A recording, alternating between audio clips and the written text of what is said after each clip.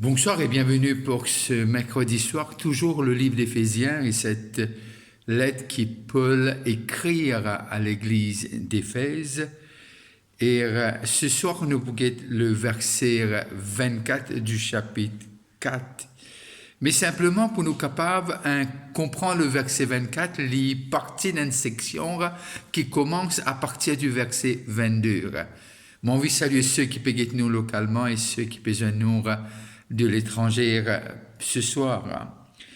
Et le verset 24 est à revêtir l'homme nouveau, créé selon Dieu, dans une justice et une sainteté qui produit la vérité. Mais comme on dit au commencement, nous avons besoin de prendre à partir du verset 22 pour nous capables de comprendre qui Paul peut dire à l'église d'Éphèse. Eu égard à votre vie passée, du vieil homme qui se corrompt par la convoitise trompeuse à être renouvelé dans l'esprit de votre intelligence et à revêtir l'homme nouveau créé selon Dieu dans une justice et une sainteté qui produit la vérité. Que Dieu bénisse la lecture de sa parole.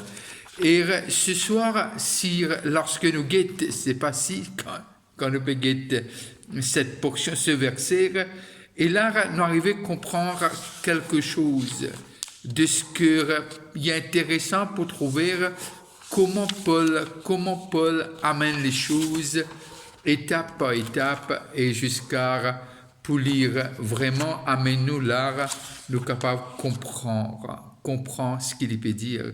Il peut cause l'homme nouveau dans ce littard qui dure. Incrédit pour être peut-être cette nouvelle naissance, c'est dans ce contexte-là qu'il m'a dit créer, recréer, et qui veut dire né de nouveau. Et là, nous arrivons à comprendre de ce que Paul peut cause. Encore une fois, il ne faut pas nous perdre cette fil de pensée qu'il peut cause à l'église d'Éphèse. Il peut cause à ban chrétien. Alors, les rappels de quelque chose, mettre de côté ce qui est ancien et revêtir, qui veut dire déshabille-nous de ce qui est sale et habille-nous de ce qui est propre, si nous sommes capables, exprimez-moi ainsi. Et cela y arrivait en même temps. Qui veut dire, lorsque nous débarrassons de cet vêtement souillé, qui veut dire de notre passé, et en même temps nous revêtirons de l'homme, de ce vêtement propre, qui veut dire de ce que l'épécose de cette nouvelle naissance.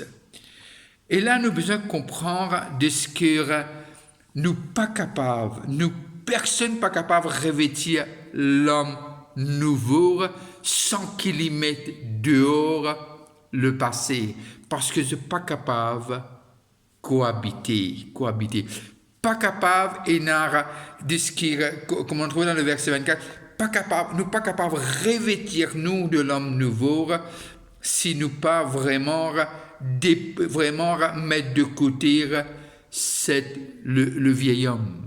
Et c'est ça qui Paul peut dire. Mais je t'arrive en même temps. Pour nous capables de comprendre, laisse-nous lire une lettre qui Paul écrit à l'église d'Éphèse, le chapitre 2 Corinthiens, le chapitre 6 et le verset 14 à 17.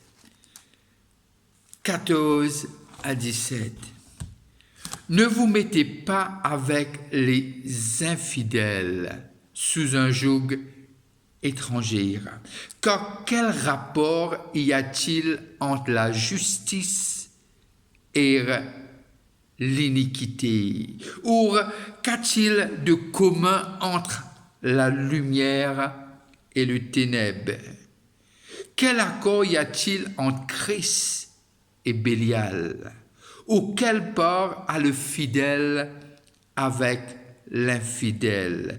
Quel rapport y a-t-il entre le temple de Dieu et les idoles, quand nous sommes le temple du Dieu vivant, comme Dieu l'a dit, j'habiterai et je marcherai au milieu d'eux, et je serai leur Dieu, et ils seront mon peuple. Et lorsque nous comprenons cela, bien qu'il, lorsque nous lirons ici, mais si nous sommes capables d'interpréter ce texte-là par rapport au verset 24 du chapitre 4 d'Éphésiens, nous arrivons à comprendre ce que Paul peut dire. Pas capable, garde cette ancienneté comme nature et nous envelopper avec ce qui est nouveau. Ça ne marche pas. Et ça ne marcherait pas comme la lumière et le ténèbre, comme Bélial et Dieu, les idoles. Et qui veut dire nous devons trouver une différence entre les idoles et les vrais dieux.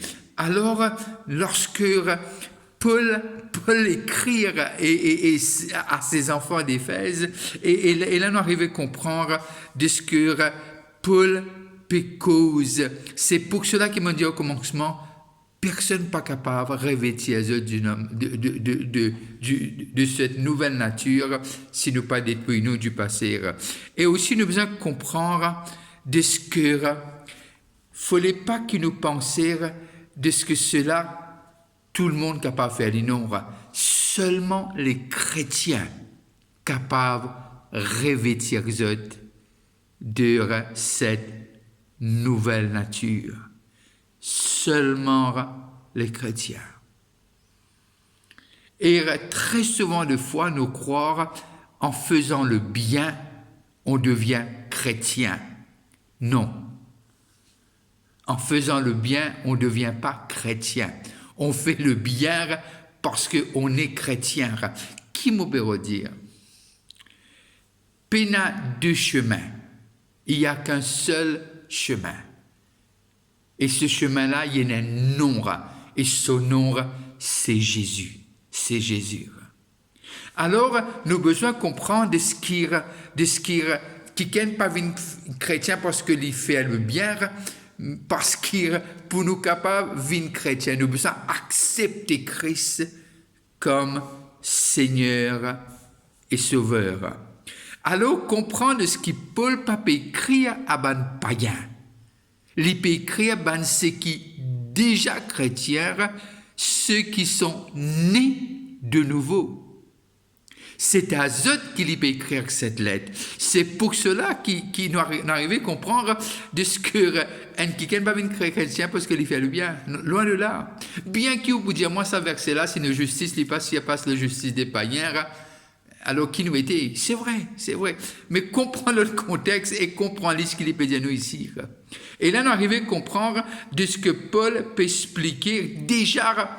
Puis amène-nous au verset 24 du chapitre 4, déjà il établit les fondements dans le chapitre 1er, 2, 3, qu'il dit quand nous étions, nous étions dehors, maintenant nous en dehors, et quelque part, si nous comprenons les autres lettres, nous arrivons à comprendre l'olivier sauvage, et maintenant nous finissons greffer à l'olivier franc.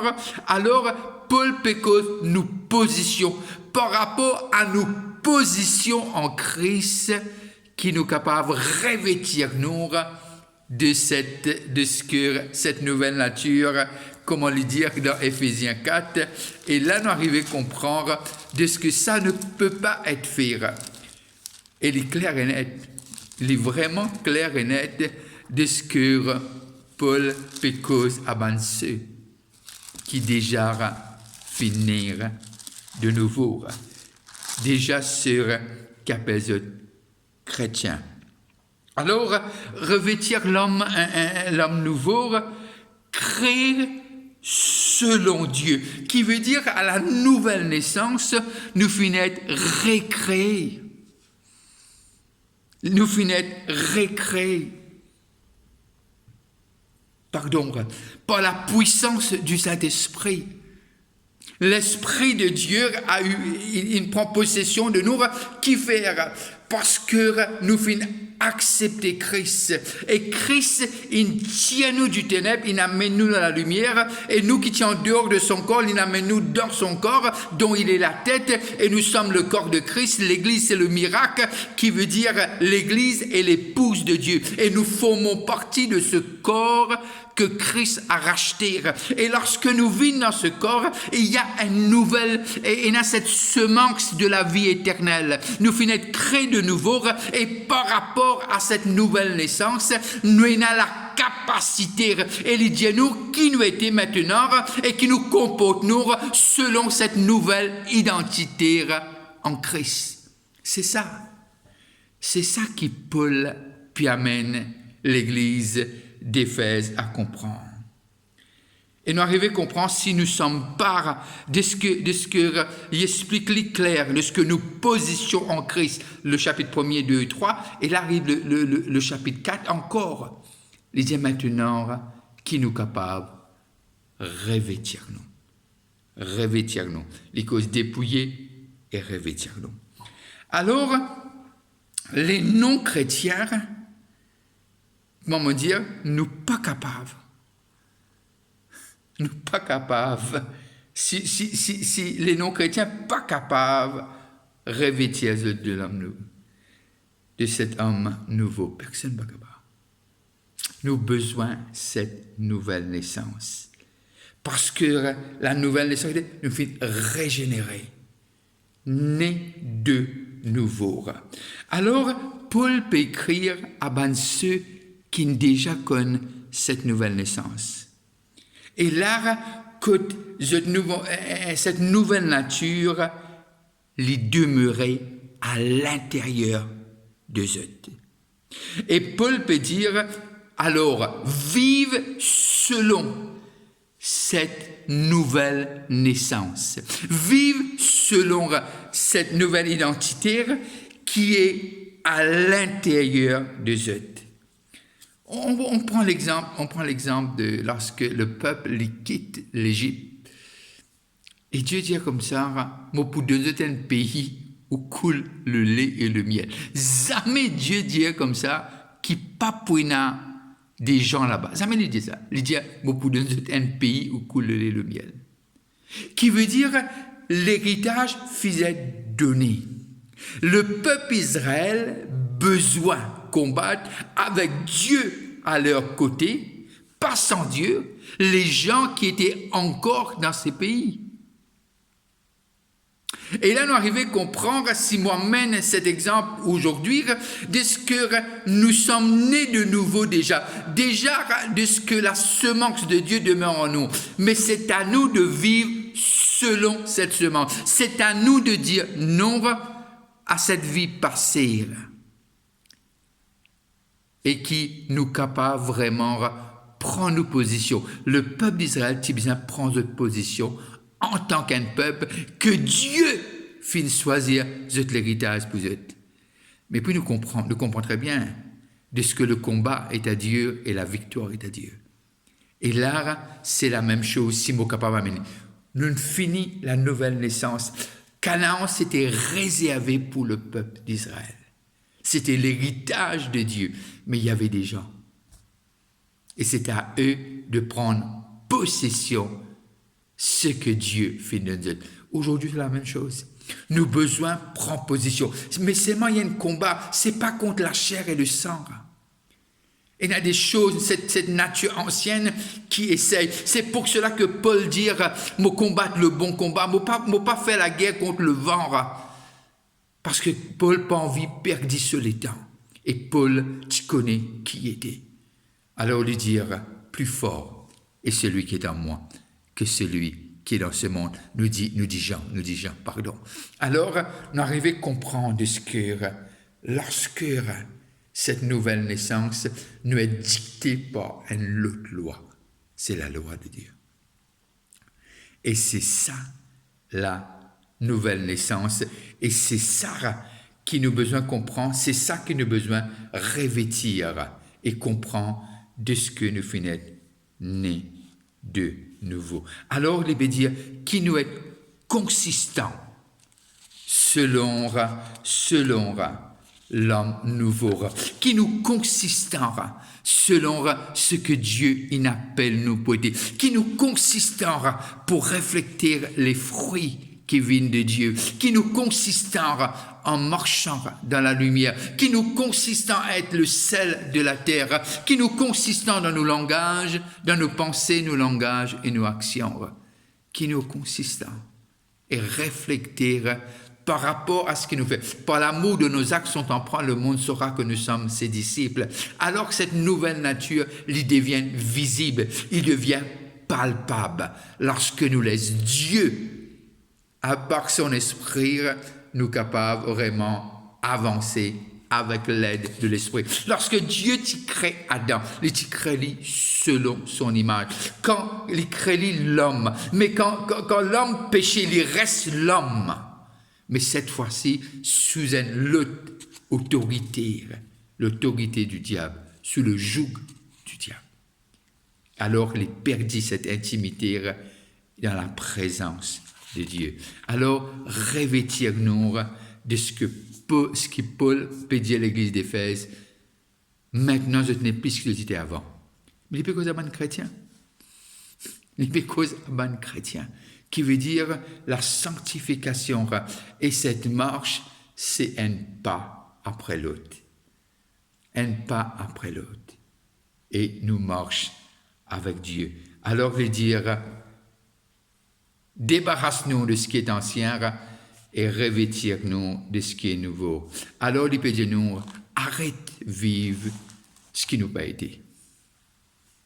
Arrête vivre, arrête comporte-nous selon cette vieille nature. C'est pas ça qui nous a été maintenant. Nous sommes des rachetés, nous sommes nés de nouveau. Peut-être vous dire, moi, Éphésiens qui dit, laissez-nous discuter Éphésiens, le chapitre 2, le verset 12 et 13. Éphésiens 2, 12 et 13. Et voilà qu'il dit nous, Éphésiens 2, 12 et 13. Ainsi, mes bien-aimés, comme vous avez toujours obéi, travaillez à votre salut avec crainte et tremblement. Non seulement comme en ma présence, mais bien plus encore maintenant que je suis absent. Car c'est Dieu qui produit en vous le vouloir et le faire selon son bon plaisir. C'est Dieu qui produit en nous ses fruits et le vouloir et le faire. Mais pourquoi tremblement? Parce qu'on le fait avec la crainte de Dieu. On le fait parce que c'est pas qu'il nous travaille, nous salue nous-mêmes. Non. Personne n'a qu'à travailler ce salut lui-même. L'homme est aveugle, l'homme ne peut pas diriger l'homme. Mais lorsque cette nouvelle naissance, rappelle-nous de ce que toujours ce fameux verset de Genèse, le chapitre 26, le chapitre 1er, le verset 26 et 27, quand là, il dit, il crée l'homme à son image, mais lorsque nous nés de nouveau, ça veut dire quoi? Qui veut dire, il repositionne nous comment il crée Adam. Avec l'Esprit de Dieu en nous. C'est pour cela qu'il dit encore aux Corinthiens, est-ce qu'ils ne pas connaissent le temple de Dieu? Est-ce qu'ils ne pas connaissent? Alors, nous avons besoin de comprendre ce que c'est Dieu de l'intérieur qui travaille en nous. Comment le dit nous dans Philippiens 2, le verset 13, car c'est Dieu qui produit en vous le vouloir et le faire, selon son bon plaisir. Alors, l'homme le voit à l'intérieur, c'est ça qui apporte ce désir ardent pour revêtir comment nous trouver dans Éphésiens, l'homme nouveau. Et pas comment nous t'y habitués faire avant, mais il y a une autre façon de faire. Maintenant, il peut être dirigé par le diable, mais dirigé par Dieu et son esprit. Et c'est ça qui nous besoin de comprendre qui est arrivé. C'est ça qui Dieu veut faire en nous.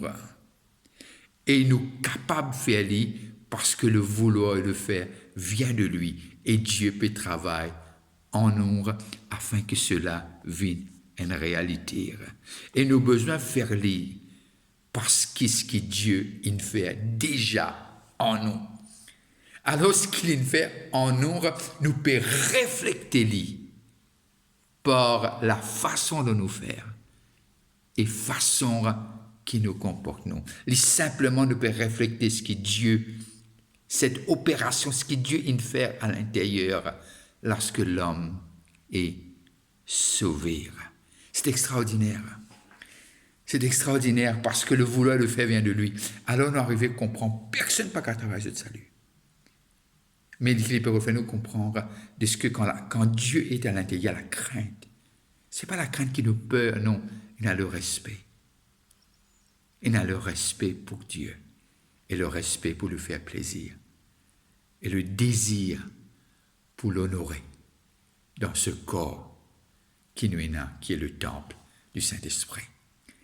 Et sur cette ligne, je dois prendre congé de vous et on va se revoir. N'oubliez pas de continuer de prier pour le pays, que Dieu nous visite, que sa présence envahisse nous, que la lumière de sa face paraisse, brille leur nom. Qui nous pas cesser de dire à Dieu, visite-nous, visite nos familles. Moi, je pense que ce qui fait la différence, c'est la présence de Dieu. C'est ça qui fait toute la différence. C'est pas l'éloquence, c'est pas combien de degrés nous inard. Tout ça, c'est important. Continuez à étudier, étudier encore plus. Mais ce qui différencie nous, c'est la présence de Dieu. Priez que Dieu visite nos pays. Et surtout, si vous avez un moment, priez pour moi. Alors, je veux vous dire bon appétit si vous passez à table. Et jeudi, on se rencontre à l'église de 7h à 8h. Et dimanche, il va falloir enregistrer pour notre culte de 9h et aussi celle de 11h. Que Dieu vous bénisse et passez une très bonne fin de soirée. Et encore une fois, bon appétit. Bye bye et à la semaine prochaine.